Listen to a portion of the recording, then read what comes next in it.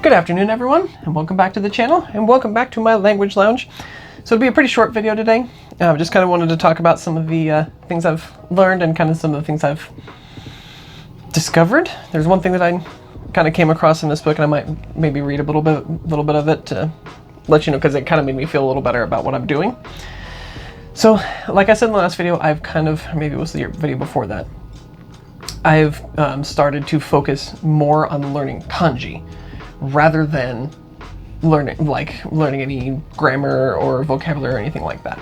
I mean, studying kanji, you're going to learn some vocabulary anyway, and so I figure at this point it's killing two birds with one stone. You're learning the vocabulary word, and at the same time you're learning the kanji for that word, and so you're getting both of it there. Because like when you're walking around, like, you know, Tokyo or something like that, or you pick up a Japanese newspaper or something like that, you're not going to come across some of these words as hiragana. If you're picking up like the Japan Times or something like that, it's all going to be in kanji with, you know, the hiragana where they need to be for particles and different things like that. And so I figure learning kanji is going to be the best way for me to go for that. So at this point I do have some numbers. I have, let's see, including the numbers 1 through 10 plus 100 and 1000, that's 10, 11, 12. So 12 kanji plus I now know 34 other kanji, so I know 46 kanji total. I don't always recognize all these right off. I think I have all of them in an Anki deck now.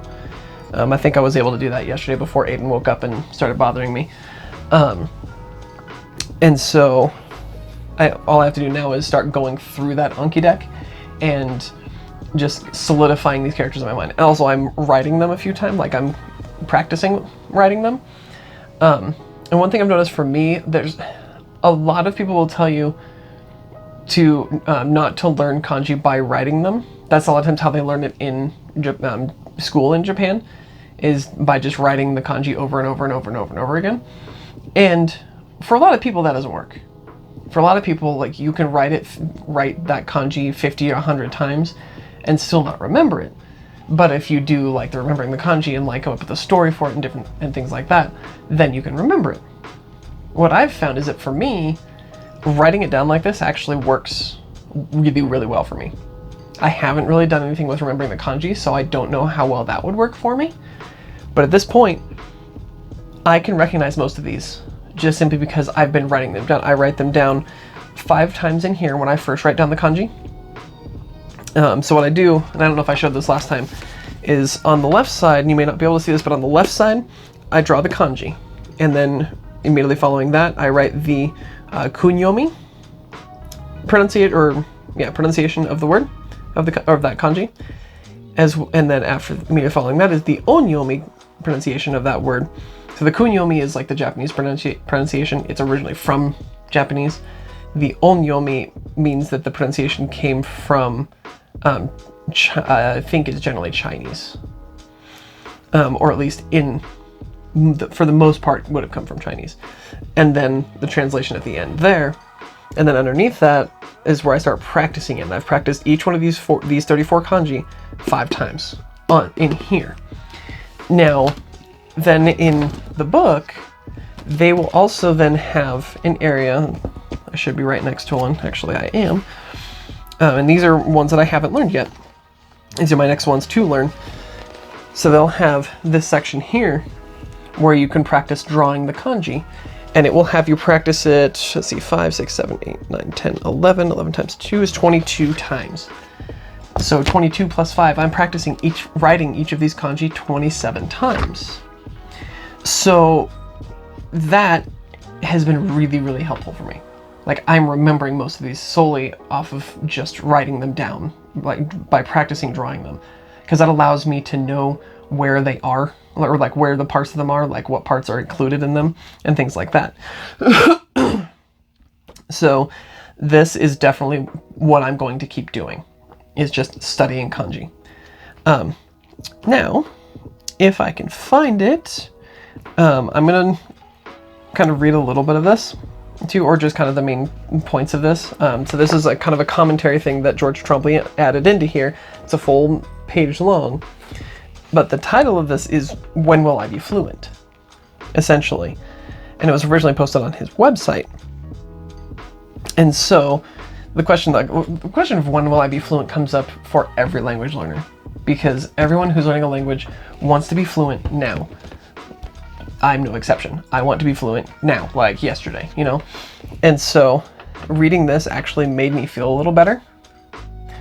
Because one of the things he talks about in here, so it's one of the things that I like that he says is right here. It says, fluency is not something that you can earn like a black belt in karate. You won't all of a sudden be given a certificate that says, congratulations, you're now fluent. Instead, fluency is built little by little, just as a hill is slowly pushed upwards until it grows into a mountain. So this actually comes from a Japanese saying, which is what he says later here. So there's a Japanese saying that goes, Chiri mo tsumoreba yama to naru, and which translates to, even specks of dust become a mountain. Yama being mountain, I know that one. So the idea being, you are not going to be fluent in a week, especially in something like this, but the more you study, the more specks of dust you're adding to your mountain, the more, you know, words you're adding to your vocabulary, the closer you get to becoming fully fluent. Now, to me, and I think I don't know if it was mentioned in here or if somebody else mentioned it, but to me, as soon as you start learning Japanese, and as soon as you know some Japanese words, you are at a level of fluency. To me, there's no such thing as just, okay, you're fluent. Like, there's no just one single thing. Fluency, much like many other things, is a spectrum. You can be, you know, very, very low level of fluency, or you can be very, very high level of fluency. There's none of this, oh, you're not fluent because you don't know this sentence, or you don't know this word. If that were true, nobody would be fluent in English either. So, like, there are words in the English language that I don't know. So does that mean I'm not fluent in English? No, I'm fluent in English, obviously, for the most part. I do make a lot of mistakes. And I can't find the other part that I really liked.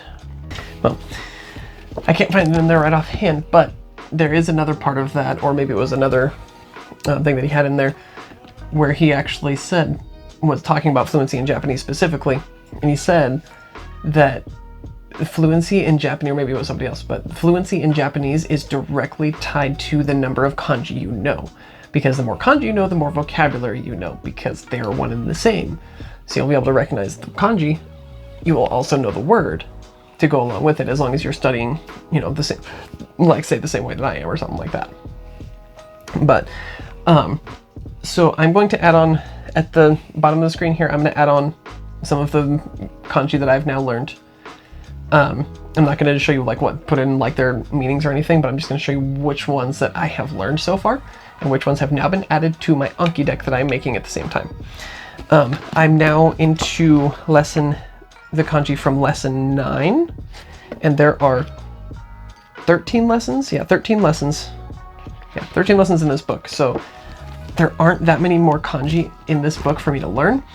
And so I'm hopefully going to be able to get either the next two books, book 4 and book 5, or get their or maybe both, also get their kanji from zero book, and see if that might give me a little more kanji, because that's what I want to focus on. So, but I am starting to feel a little bit better about my progress, especially seeing as how, like, when I can see how many kanji I'm learning.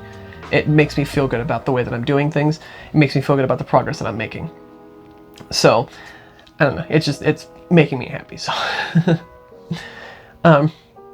Anyway, that's all I wanted to talk about this week, and I just wanted to give a status update. Like I said, I know, what was it, 46 kanji so far, so I'm doing pretty well on that.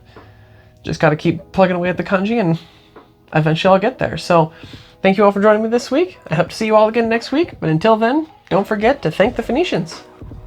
Let's get some sun, baby, it's time to go. All we need to put on is the radio. I can feel